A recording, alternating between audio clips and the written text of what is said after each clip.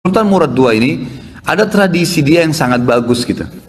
Dia punya sebuah buku ya, pribadi yang dia sering tulis sendiri pengalaman dia pada saat jadi pemimpin. Ya kan? Salah satu tradisi beliau ini setiap malam beliau kadang-kadang sering keluar tapi pakai baju biasa. Ditinggalkan semua pakaian kesultanannya, dia keluar dengan penasehatnya berdua ngeliling-keliling di jalan Istanbul. Liling-liling lihat, beli makanan di pinggir jalan, berbaur sama masyarakat, dengerin keluhan mereka. Ada orang yang sakit dibantu, ada yang butuh bantuan, fakir miskin dibantu. Dia tahu. Jadi dia tahu masalah di lapangan dan dia bantu. Besoknya didolongkan, diaplikasikan, diperbaikin, begitulah. Satu malam, dalam salah satu bukunya, dalam satu lembaran buku sejarah hidupnya, beliau bilang, satu malam saya nggak bisa tidur. Kemudian saya bilang sama penasihat saya, coba malam ini kita sama-sama yuk pergi keluar seperti biasa nyamar. Baiklah, jalanlah berdua ini. Begitu dia jalan, tiba-tiba waktu jalan di salah satu jalan-jalan kecil di Istanbul, ada satu orang jalan pegang botol khamr.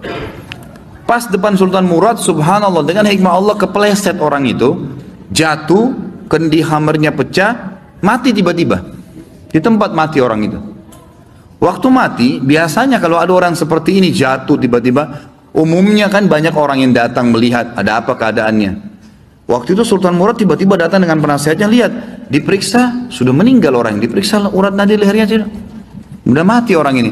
Tapi anehnya, nggak ada satu orang pun yang lulalang itu mau lihat, nggak mau ditengok, nggak mau dilihat. Gitu.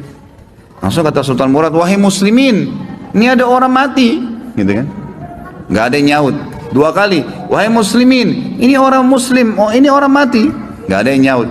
Satu orang di situ, rumahnya rupanya dekat situ, dia bilang, kami tidak akan sentuh jenazah itu, walaupun dia sudah mati. Kata Sultan Murad, kenapa?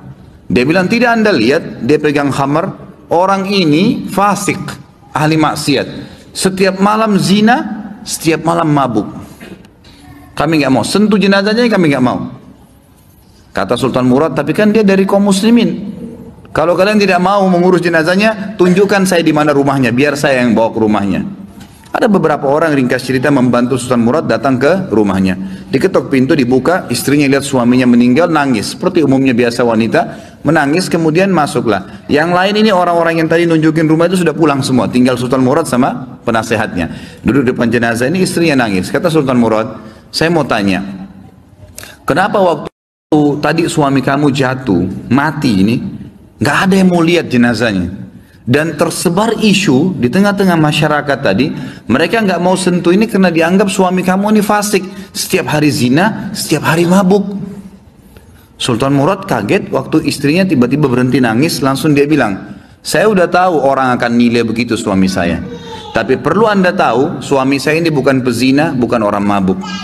Sultan Murad bilang, bagaimana bisa? Jelas khamar di tangannya dia, kendinya pecah, saya lihat dia bawa khamar, dan orang ini bukan satu dua orang memberikan kesaksian, tidak ada satupun orang yang mau bantu jenazahnya.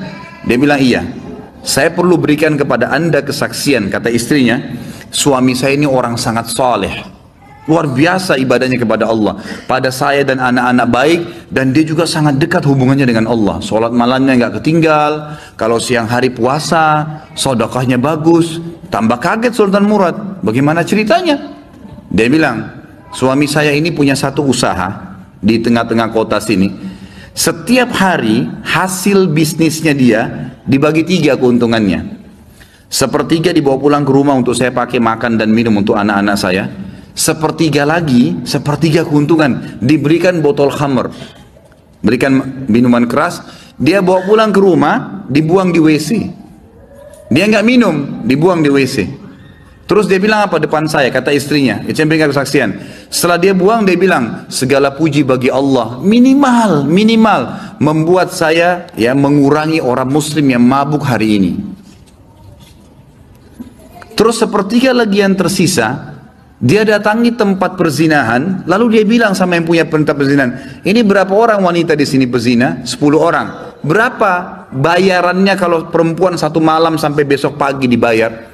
Kata si tempat punya tempat sekian, dikasih sama dia sepertiga untungnya nih, 10 orang ini semua saya booking malam ini, tutup tempat kalian. Ini sudah milik saya, sudah dapat uang kan? Gak ada perzinahan, tutup. Dia pulang ke rumahnya. Orang pikir waktu dia masuk ke kios khamar, beli khamar, dia minum. Orang pikir waktu dia masuk tempat zina, dia berzina. Padahal sebenarnya dia malah suruh tutup. Dia pulang, kata istrinya, lalu dia bilang, segala puji bagi Allah yang minimal membuat saya malam ini memberhentikan beberapa anak muda muslim zina. Bayangkan, pernah nggak kita terfikir buat perbuatan begini? Nggak terlintas. Tapi karena kedekatannya dengan Allah, Allah bukakan dia jalan ibadah yang tidak masuk di akal kita gitu. Lalu istrinya bilang, saya pernah bilang sama suami saya, kalau begini perilakumu, kapan kamu mati, nanti jenazah kamu nggak diurus sama kaum muslimin. Ternyata terjadi, kata istrinya. Jenazahnya nggak ada yang urus. Tapi waktu itu suami saya sempat senyum. Dan suami saya bilang, tenang aja hai istriku. Kalau saya mati, yang solati saya nanti khalifah, sultan, penasehatnya, dan juga seluruh ulama Istanbul. Sultan Murad waktu itu menangis, lalu mengatakan, suamimu benar. Saya Sultan Murad, khalifah muslimin, saya akan urus jenazah suamimu. Saya akan, ini penasehat saya. Saya akan solati dan saya akan undang seluruh ulama di Istanbul untuk mensolatinya. Kedekatan diri seseorang pada Allah, Allah akan bukakan kita di lini-lini ibadah yang kita tidak sampai, tidak sadar gitu, tidak sangka gitu ya.